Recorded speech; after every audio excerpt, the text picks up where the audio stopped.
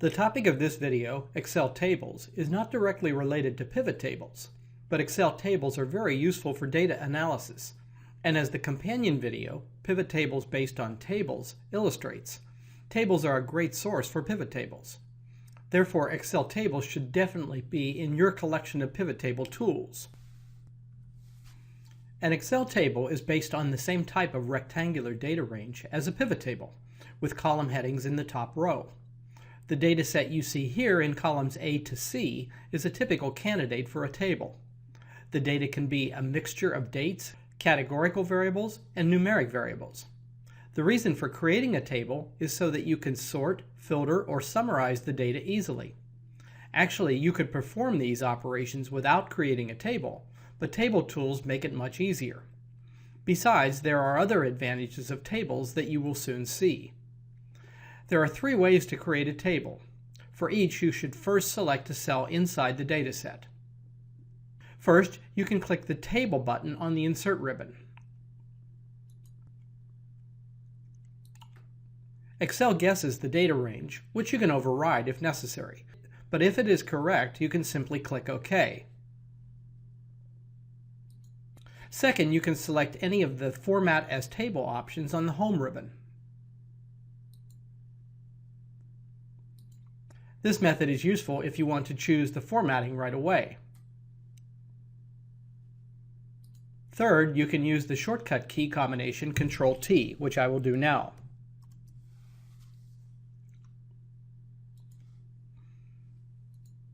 Each of these methods formats the table in some way and adds drop-down arrows to the labels in the top row. Of course, you can change the formatting through any of the Format as Table options on the Home ribbon. Also, when the active cell is inside a table, a new Table Tools Design ribbon appears. Its associated ribbon is useful for performing a number of table operations. Here are some things you can do with tables. First, you can sort the data. I will sort on region. You can see the usual A to Z and Z to A sort orders, and by expanding the Sort by Color item, you see the usual Custom Sort dialog box. And if you have used colors in a column, you can indeed sort on color.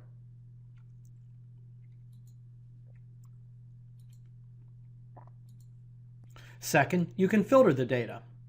When you click the drop-down arrow for any of the columns, you see several filter options, depending on the type of data. You can either check the data at the bottom that you want to see, or you can use the specialized filter options for the data type, date, text, or number.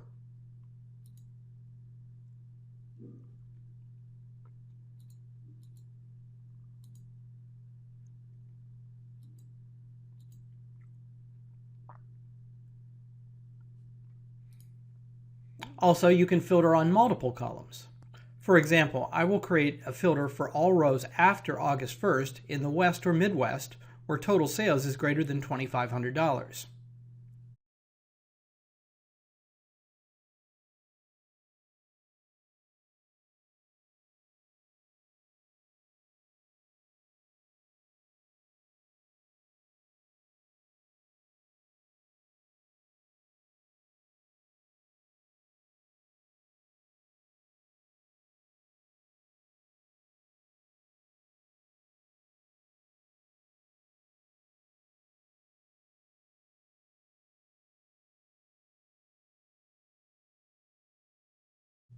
Then I will clear all of these filters from either the Home ribbon or the Data ribbon.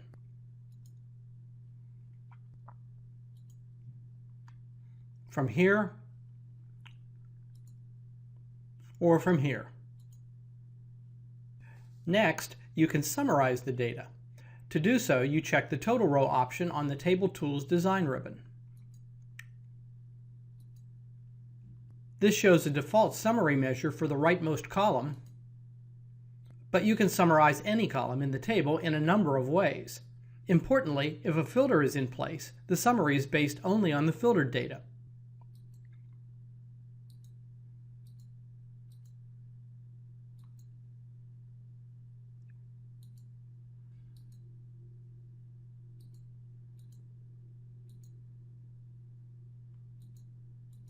I will undo that.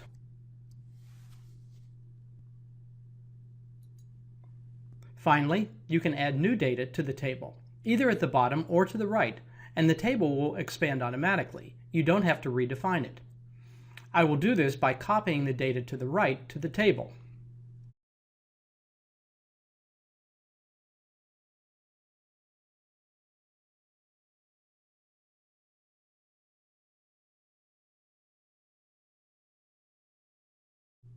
It becomes part of the table automatically.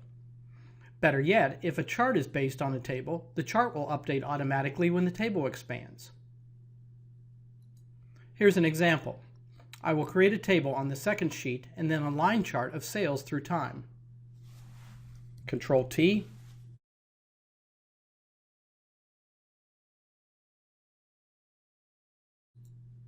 Finally, I will append the new data to the bottom of the table.